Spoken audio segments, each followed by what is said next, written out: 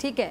اچھا علی زیدی صاحب، رانا ثناءاللہ صاحب کو میں سن رہی تھی، وہ کہہ رہے تھے کہ جو مسائل ہیں ان کا حل نکل ہی آتا ہے جب لوگ آپس میں بیٹھتے ہیں. تو پھر لوگ آپس میں بیٹھتے ہیں، آپ لوگ مذاکرات نہیں چاہتے ہیں، یعنی یہ بلبہ بھی آپ لوگوں پہ گرا دیا جاتا ہے کہ شاید آپ لوگ رکاوٹ ہیں، اب آپ لوگوں کے رویے میں لچک نہیں ہے، یا آپ لوگ اپنے مطالبات پر ڈٹ کے کھڑے ہوئے کہ جی ہم ٹس سے مس نہیں ہوں گے. تو یہ مذاکرات بیسیکلی آپ لوگ نہیں چاہتے، یا آپ لوگ مخالفین ہیں، یا حکومت مذاکرات نہیں چاہتی ہے اور ٹی وی پر آ کر اس طرح کے بیانات دے دیے جاتے ہیں کہ جیسے سارا قصور آپ لوگوں کا ہے؟ دیکھیں فضا، میں پولیٹیکل ڈیبیٹ کر سکتا ہوں، سینیریوز ڈسکس کر سکتا ہوں، لیکن جھوٹ کے جواب میرے پاس نہیں. اب رانا ثناءاللہ جتنا بڑا جھوٹ بولتا ہے، ابھی مجھے بتائیں مذاکرات کے دوران اٹیک ہم نے کروایا ہے پرویز الہی کے گھر پہ؟ یعنی کہ اگر یہ مذاکرات خراب کرنے کی سازش نہیں ہے تو اور کیا ہے؟ ٹھیک ہے، ہم نے کرایا ہے، پنجاب پولیس ہمارے ہاتھ میں، ای پی سی ہم اپنے گیٹوں پہ خود چلوائی ہے.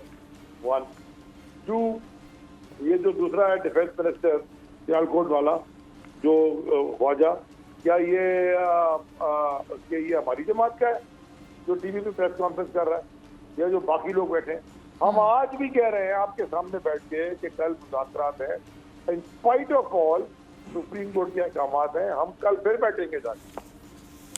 تو یہ جھوٹ، اس جھوٹ کا یعنی کہ ایک نون کرمنل ہے، ایک جرنیل نے بیٹھ کے 2 اسٹار وردی میں بیٹھ کے ڈی جی اے سے پریس کانفرنس کر کے چاہے کہ اس کی گاڑی سے جو بھی نکلا تھا، آج ہمارا انٹیریئر منسٹر بن گیا ہے، اس کی اپنی پارٹی کے لوگ کہتے ہیں کہ جناب اس سے قتل کرائیں. اب مجھے بتائیں اس ملک میں کون رہنا چاہے گا؟ حال آپ کو پتہ ہے، اسامہ فلائٹیں آ رہی ہیں جی جی جی اور جی بھر علی کے زیدی جا رہی ہیں، سیٹ نہیں مل رہی ہیں، دنیا نکلنا چاہتی ہے. یہ ملک کدھر لے کے چلے گئے؟ اور میں کب سے کہہ رہا ہوں، انا پہ، ایگو پہ، ضد میں، ایروگنس میں فیصلے نہیں ہوتے. فیصلے اگر یا تو آئین اور قانون کے مطابق ہو یا مشاورت سے ہو، ان تو برکت ہوتی ہے. جو فیصلے اس ملک میں کر رہا ہے بیٹھ کے جو کیے جا رہے ہیں اس حکومت کے اندر، یہ تو انا اور ایگو اور ضد کے فیصلے ہیں. تو ملک آگے کدھر جانا ہے ملک ہے؟ ٹھیک ہے. اگر آپ کو یہ ویڈیو پسند آئی تو سبسکرائب کریں اور بیل آئیکن پر کلک کریں. ہوائے نفس کی ہے حکمرانی، لٹیرا کر رہا ہے پاسبانی. بول نیوز کے مارکیٹنگ ہیڈ آکاش رام تاحال لاپتہ، تفتیشی ادارے جواب دینے سے قاصر.